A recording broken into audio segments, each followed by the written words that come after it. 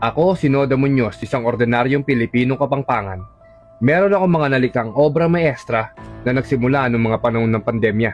Sibika ang akin naging salamin upang makalikha ng isang sining. 5 taon na ang lumipas nung nalikha ko ang aking kauna-unahang obra maestra.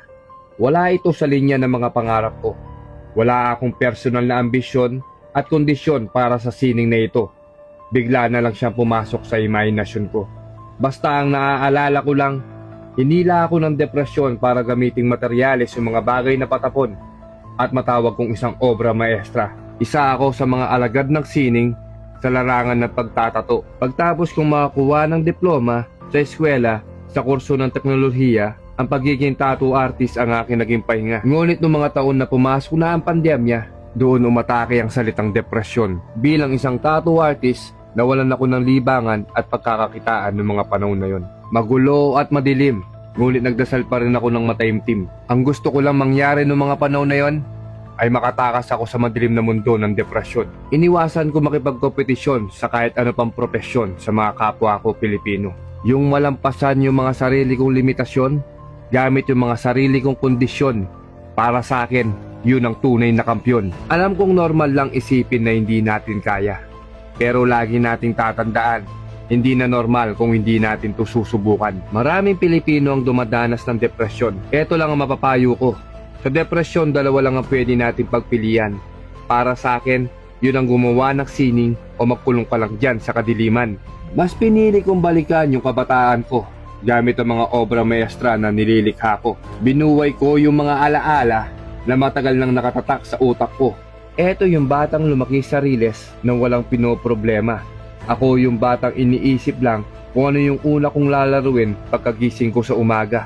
Ako yung batang nakikipaglaro sa sarili kong pahina. Oo, tama ka.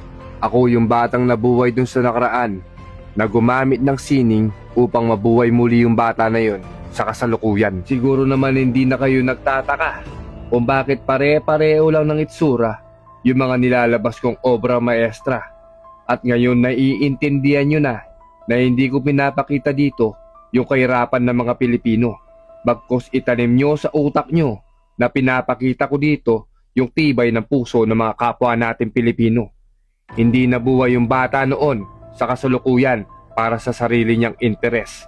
Kasi umaasa yung bata na yon na magiging replika na lang to ng kahirapan.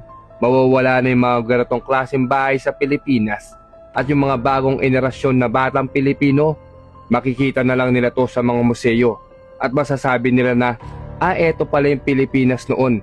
Napakalaki pala ng pinagbago niya ngayon. Kaya ikaw bata ka, oo ikaw.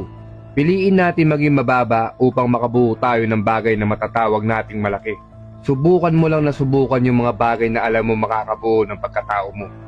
Kung alam mong wala kang sinasagasaan na kapwa mo Pilipino, ituloy mo lang yung biyahe mo. Itabi mo yung mga tao na may ayaw sa'yo, bata. Ipakita mo sa sarili mo kung paano maging tunay na bida sa pinikula ng mundong ginagalawan mo. Patuloy mong ilakad ng iyong mga talampakan, bata, kahit sa mga panahon na wala ka pang maririnig na palakpakan. Dahil sa dulo, asahan mong may naghihintay sa'yo. Eto na ang huling mensahe ko sa'yo, bata. Yung mga pinapangarap mo noon, baka hindi na matutupad yan dahil may mas magandang pangarap sa iyo ang Panginoon. Yung mga pinaplano mo noon, huwag kang malulungkot kung hindi mo magagawa lahat yan dahil may mas magandang plano sa iyo ang Panginoon. Kaya ikaw bata ka, oo ikaw, ipangako mo sa sarili mo na gagalingan mo ngayong taong 2026.